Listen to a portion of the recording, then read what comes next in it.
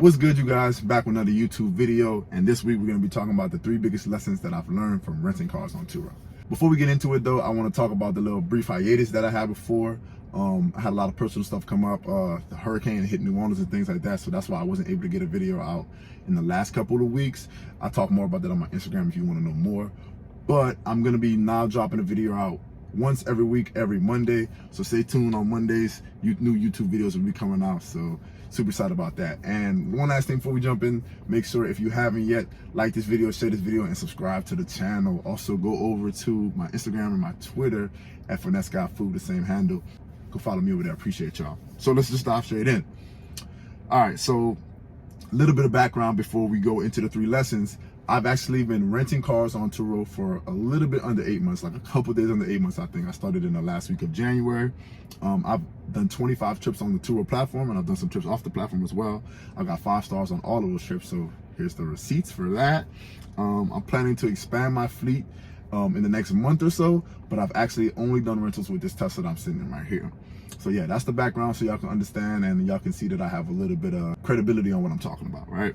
So the very first lesson actually was told to me by my mentor. So I knew this lesson before I got into the car rental space, but I quickly learned once I was in the car rental space that how true this lesson actually is. But it's if it can happen, it will happen. And what I mean by that is that anything that you think can happen to you, your car, or you on the rental car journey, is actually liable to actually happen.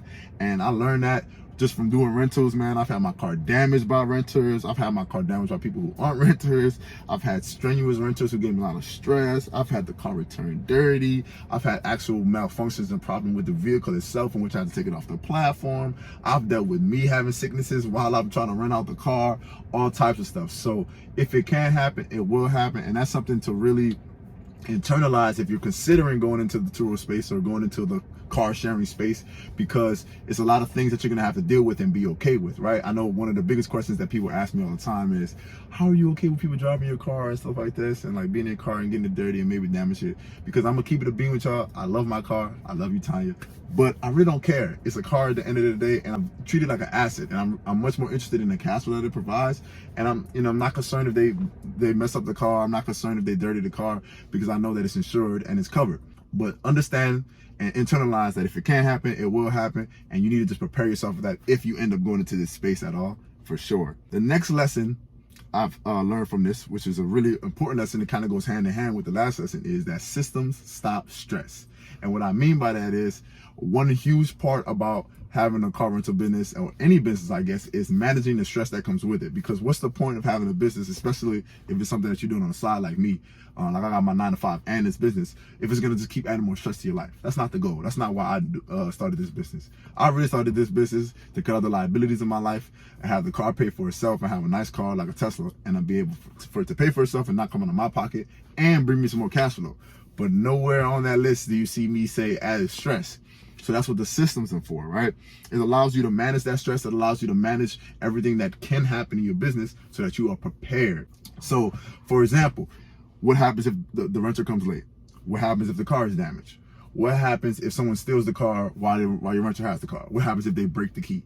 All of these things can be super stress-inducing events, you know what I'm saying? And I'm not gonna sit here and say that like my systems have always been perfect. I've definitely had events that like I wasn't ready for because I didn't plan, I didn't create systems for, and it caused me stress, you know what I'm saying? So one of the big ways to avoid that or to manage that is to create literal systems and literal to-do lists or things that you need to have somewhere that can actually help manage these different events. For example, I had a client who actually returned the car dirty one time, and instead of me getting all flustered and not knowing what to do, I had already created a system for that. So I went straight to my notes.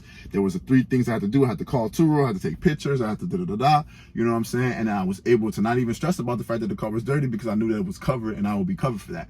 Same thing dealing with damage. I've had to deal with damage on my car. One of the biggest ways that my Tesla gets damaged is from rim rash.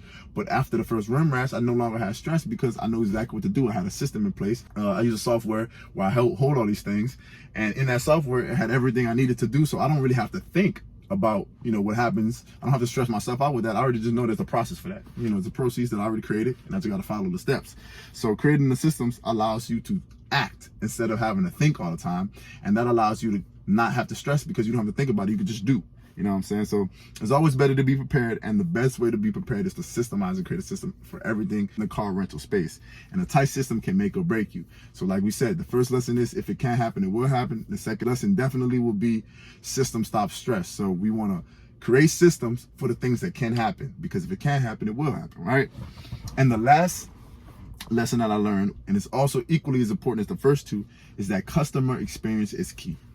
Yes, we're sharing our cars. Yes, we're renting vehicles. Yes, we're on the Turo platform and stuff. And the main goal is to let people drive your car and you get paid for it. But in actuality, what you're really doing is providing an experience for somebody, right?